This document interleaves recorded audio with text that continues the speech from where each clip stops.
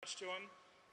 This is called Call of the Ancients, which summons the Ancients from Diablo 2 to come in and slay enemies on the battlefield for you. You love it, right? I love it too. When I first joined the project, Julian Love described it to me, and I was so excited to flip my desk over. Pencils and everything are just going everywhere. So, love this skill. You know, it's not just hero skills that need to be awesome, it's also monsters. I mean, monsters have got to be awesome, so you feel more awesome for slaying them. So first up is the Goatman Shaman. Picture here, you're going to kind of see that he has a lightning shield, which he casts on himself, and when you hit him when he has a lightning shield on, it does damage to you, it returns damage. It's a great mechanic, it's a great idea, but if a shaman could really only do one thing, what would he do? When I imagine myself as a shaman, I think, fury of the elements, savage, bestial, chaotic, smothering my enemies in an avalanche of frost, consigned to an icy grave. Let's see what that looks like. Yeah, hit him with the frost. Oh, you died. It's an upgrade, it's more awesome, I don't know. Alright, so, another monster we have, this guy shows up in Act 2. He's a rockworm. He's definitely not inspired by a desert-themed sci-fi universe at all. So get that idea out of your heads. Don't even think about it. So this is our first implementation, which is pretty cool. He has a cool intro, but he's kind of like a lot of other monsters we have. So we wanted to spice it up.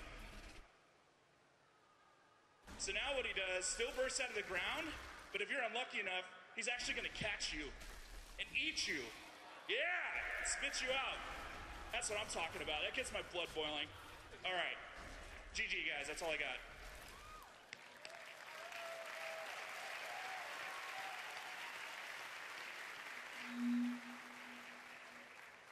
Ow. All right. So we've talked about, some skills. We've talked about some items. We've talked about the auction house. Let's talk about all the stuff that's going to kill you. So there's 4 difficulty levels in Diablo 3. Normal, Nightmare, Hell, and Inferno. You progress through those in a kind of linear order. I'm going to talk a little bit about each one of these. Well, more about Normal and then more about Inferno. So Normal.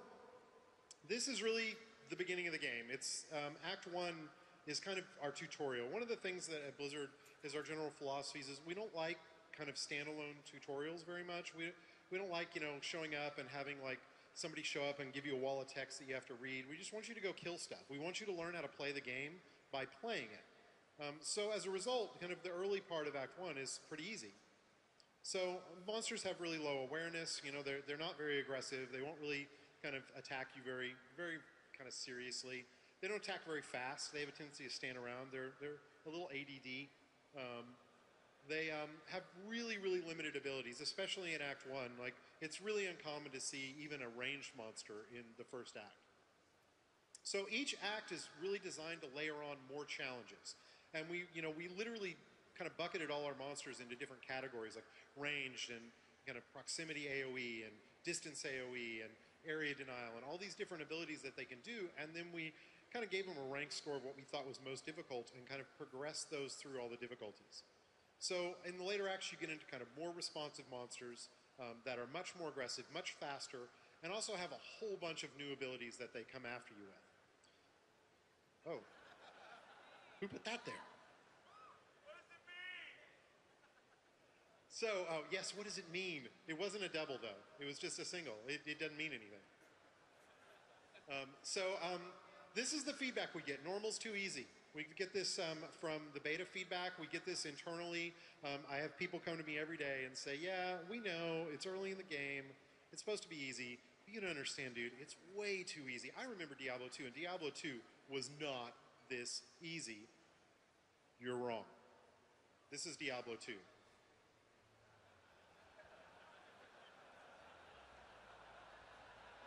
Yeah.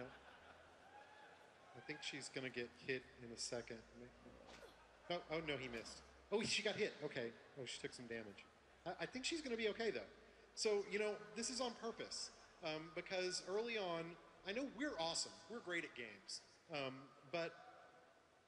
And because of that, if you're hardcore like we are, this stuff's too easy for you. But it doesn't really matter because, you know, those of you who are in the beta, you're kind of trapped in the really low, kind of easy content.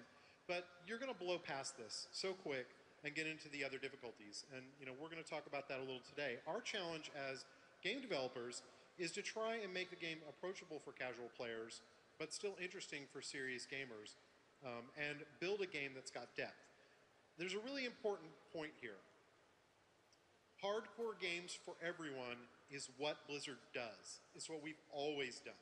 So one of the things that people say to us is the game feels really, really easy in the early game. Are you just making the game for casual players now? And we say, no, we're making the early game for casual players because we want to turn them into hardcore players. And because we do that is why we have so many wonderful people here today. So, and that's what we're going to keep doing. Thank you. That being said, I'm sure some of you are going, yeah, but come on, is it really hard? Like, how hard is it? It's not really hard, is it? You know, you got soft. It's not that hard. Well, you know, you're not going to believe anything I say. I'm going to be like, yeah, it's super hard, whatever. So one of the things we asked some of the guys on the team to do, we got a whole bunch of people on the team who are playing the harder difficulties now, and we've asked them to, you know, do a little bit of a testimonial so you guys can see how hard the game really is. So you've got normal difficulty, you've got Nightmare, Hell, and Inferno. Normal mode was pretty casual. It was very fun, you know, you're one-clicking, you know, having laughs. Once you get into like Nightmare mode, it starts kind of turning into all business. Like, whoa, whoa, whoa, like that thing just killed me. The game really starts, for me anyway, at Nightmare. Once you go into Hell difficulty, it starts getting really hard. And then you beat that, and you know, thought that was hard, and then you get to Inferno, and you just have a whole new set of challenges. That first rare monster pack is basically going to own you. You really have to watch your defensive stats, and at the same time you're trying to build up your magic find, and it's hard because you have to, it's a fine balance. You're going to really need to use your gems and your enchants to really boost up your defense just to survive and not get one-shotted. Sometimes just the AoE damage will almost kill you instantly. The whole thing is about surviving. You're not going to do any good to anybody dead. When you just rush into a boss in Nightmare and above, they will kill you so quick. Man, the biggest drop I want is gold. We spent so much money on repairs. A group of us probably spent a good hour wiping on a single boss. But you really got to play as a team in the later difficulties. The way the game's tuned right now, people have no idea what they're getting themselves into. People of the world, you've played this much of normal, which is this much of farming level. When you get to Nightmare and Hell and Inferno, you will get your asses kicked, we promise.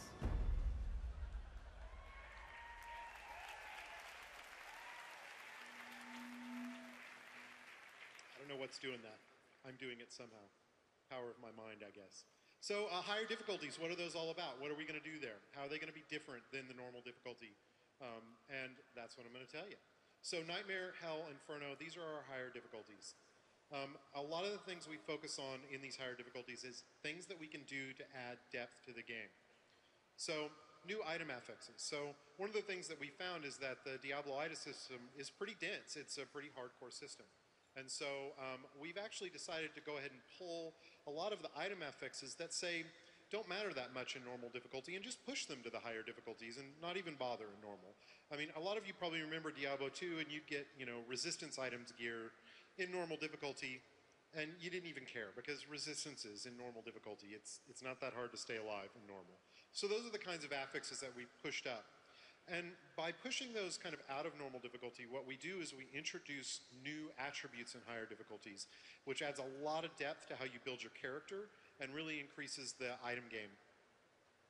So one of the other things we do is focus a lot on rares and champions. Rares and champions are basically randomized monsters. We can take kind of any monster in the game and then we have a bunch of different powers that we give to them that get kind of randomly assigned. So, oh, I think I went too fast. So rares and champions early in the game, they've got kind of 2 powers in normal difficulty. In Nightmare, they can get up to 3 powers, and in Hell and Inferno, they can get up to 4 powers. And we also have a whole bunch of powers that don't even start showing up till you get past normal difficulty. And a lot of these powers really introduce new mechanics. So, and this is probably the best example when people ask us how much have you really built the game for the higher difficulties. 70% of the items in the game don't even show up until past normal difficulty. So these are some examples of just some of the high-end gear that you can get in some of the higher difficulties. So Inferno, this is our new difficulty that we announced a few months back. It's basically a maximum level difficulty.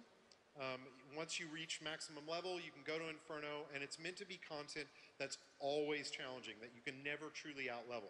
So we get this question all the time, can I solo Inferno? And the answer is yes, you can solo Inferno. And the reason for that is that we've always viewed Diablo as a cooperative game for fun. We don't require you to do cooperative play to get into the content. And I'll get into why in a little bit. We're also doing multiple tiers of items in Inferno. So tiers is really kind of a term that's not typically used with Diablo games, but it's more of a WoW term, but it's kind of an easy kind of transfer of ideas. Essentially, there's multiple tiers of items that appear in Inferno that are increasingly more rare. So the idea is once you get into Inferno, that first tier of new items you'll start seeing more regularly, but that second and final tier are much, much harder to get. And so it really increases the depth of the item game at that level.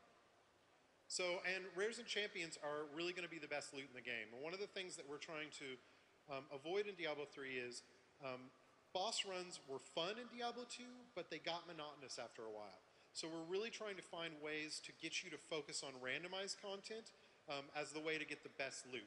And this is going to be an ongoing problem, something we're going to continue to look at even after Diablo 3 ships, because we do think that there's going to be some optimal paths within the game, but those are things that we want to fix so that it's really fun to kind of go and do a broad array of content to get the best loot.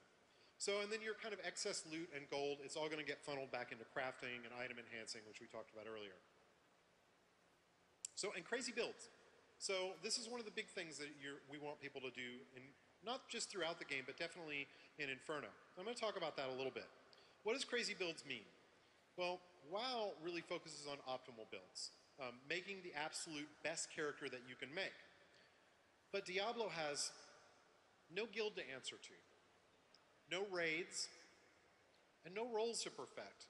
And these are important facts to kind of realize about Diablo because it changes the nature of how you play the Diablo game.